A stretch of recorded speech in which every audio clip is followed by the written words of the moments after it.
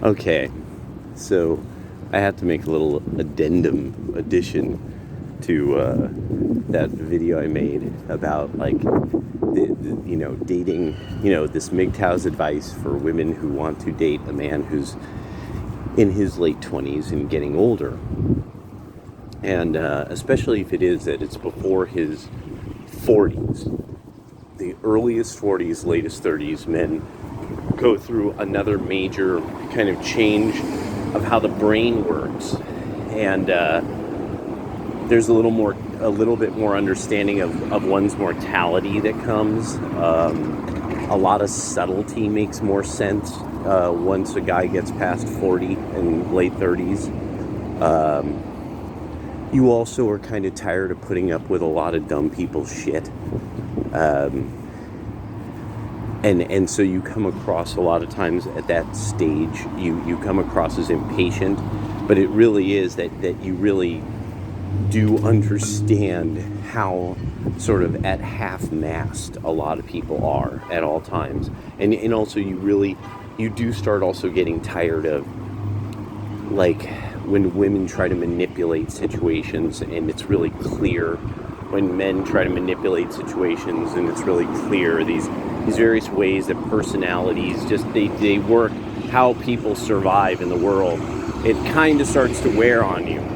This is actually why you'll end up finding these guys who like have second wife, at a certain stage, because it really is that she is the one delightful person in a way, and it really is because like people like their personalities, it just wears on you. It's just and that every day you just kind of can't believe how many people are manipulative in a way that's a sort of low life status rather than really making it clear, like, you have service or good, turn, good. You have service or good, I want. Here is money, and at a certain stage, that's a big part of what you are at work for business. It's tough. There's a luster to the world that fades by that stage. You literally, or I don't know if some of you other gentlemen have had this experience where it was really after your 30s, there was a kind of glow to the world that was definitely not there anymore. Like, you wake up in the morning and it's not a beautiful morning. You don't have to go to work. It's still not, it doesn't look like it used to. Yeah, let me just leave it at that. Something isn't as beautiful as it used to be. So that is a big reason why you see these older gentlemen wanting a delightful lady in their life, because you are the last of the magic.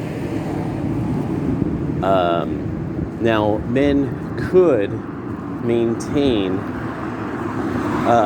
some kind of different mindset. So, but the thing is, then your mindset has to become, it's business. You can no longer be the kind of idealistic 20-something dude you were. I mean, it's just, and a big part, it just, because after about 36, there's this type of hue of the world fades. It's magical, it fades. That there's just no way back.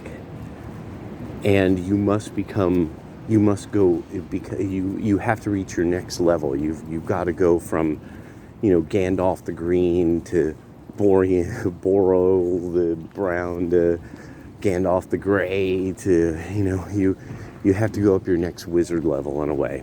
And by that time, the magic of the world should be in your children, and that you're dealing with them and their magical worldview, and being a part of it, being included in it, that energy it comes back again in that way. And yeah, because and so that I think that it's hard to think that men experience a magical world in a way, but and we do. The world has a magical quality to it, and when it starts to fade, our attitude changes. We do come across as harder at that point. Time. You feel time more, and so you do become a bit more impatient.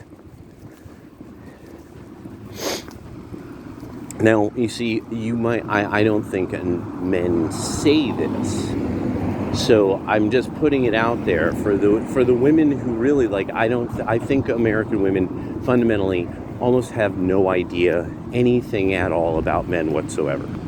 I really think sort of all female wisdom in the Western world has been flushed down the toilet on purpose. I really do. There's no tradition of wisdom where it's like outside. I mean, not even to the point where style or graces or even food recipes for food are passed on anymore. I think bad literature maybe is passed on. A penchant for bad dance music that actually is on the fringe end of also totally weird. Like that it's not just kind of, not only does it sound discordant a little, but that you're like, you have to be really weird to like this. And that this isn't, oh, my personality as a woman, you can't understand me. It's like, no, you're a weirdo. You're a fucking weirdo. And, like, you probably don't have any style. And so you really should, like, expand your understanding of style. Like,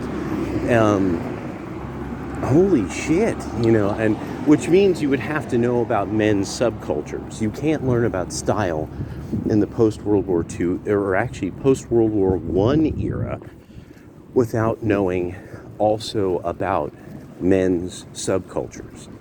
Because almost all youth style comes out of subcultures that involve the coupling of men and women, usually around events around automobiles and music. And I mean, almost across from South America north. This is almost universally true post World War I. That there was no longer the traditional old things, and this is why you find the explosion of dance music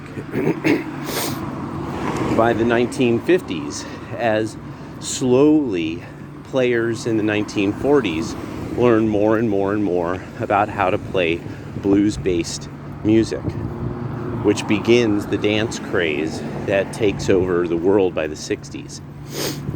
And the youth, the sound of young ... whatever country, sound of young America, sound of young Colombia, sound of young, and also the technology became available because the market demand was there, and really it was because men were willing to sink ridiculous amounts of money into stereo systems. Now everyone knows that one's true. No one could deny that. Without men sinking money into stereos, we wouldn't have developed the stereo industry, and we would not have developed home theaters to the level that they are now. We wouldn't have Bose. Bose is a dude thing. C. Crane is a dude thing. And everyone benefits from such a market. And a demand. And then women wonder what these guys are listening to. They come by, they hang out. You get another generation of babies, that wonderful stability, that incredible normal behavior, because that's what it is, the way, normal people are. I had to think about this.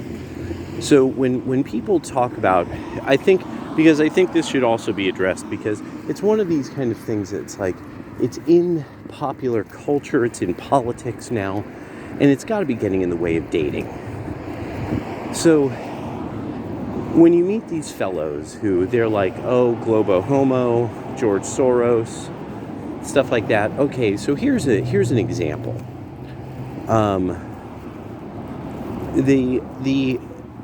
It's important to understand that there really are people, and I think a lot of women will get this, that there's women who like to salt game. They even say they're into, like, they'll talk up sexy stuff and be like, oh, I like this, and oh yeah, and oh yeah, ha ha ha, and they'll make all these great jokes, but when it comes down to it, you kind of notice they'll salt game.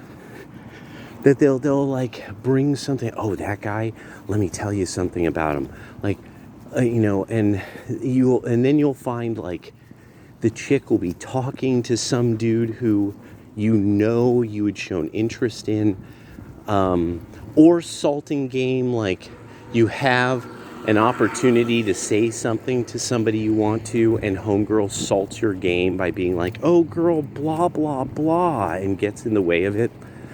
Okay, the game salters, the people who are really powerful in politics and stuff like that, they're kind of like super game salters. That's actually how they get their power. They salt the fuck out of somebody's game, and then they pick up on it. That's actually how they got their power. They salted somebody's game, and then they basically got in once that person's game was salted. So somebody trusted them, and then they betrayed them. That's how a lot of politicians really are at their heart. And to some degree, you got to get, like, even well-meaning, powerful, like, they give money away, and they say all the right things and do all the right, like Barack Obama as a community organizer. Okay, Chicago was notoriously dangerous during the entire time he was a community organizer. He wasn't, like, they don't talk about that he was mayor. Remember, he didn't become mayor. That would have made him totally accountable. No, he had this job that was supposedly organizing the community or something for whatever purpose he was. But the idea is, no, I want you to get this idea. What Obama did in Chicago as a community organizer is he would salt game. That's something somebody would have a good idea, and then people like him show up and say, let's make it better by painting it rainbow, and there being only one type of bathroom, and everyone can use it no matter their age, size, weight, or shape, or whatever genitals they have. That will make this project even better. And anything less will require Al Sharpton. That's the kind of people who are in power right now. And a big part of it is because nobody will deal with power. Nobody will deal with power and what it is, how it works. If you haven't read the 48 Laws of Power, ladies, you know very little about men. If you have not read the 48 Laws of Power, it doesn't matter if you've cover to cover. You don't have to memorize it. But if you don't know that book, you don't really know much about men. Women can't really write very well about men. So that's why there's the rules, and it's on the shelves of many, many, many women who don't have husbands. So if you don't get sort of the iron cold world as the magic fades for men, if you don't get that, there's a lot about us that can't make sense. And it's not even youthful virility and power. It really is, it looks different.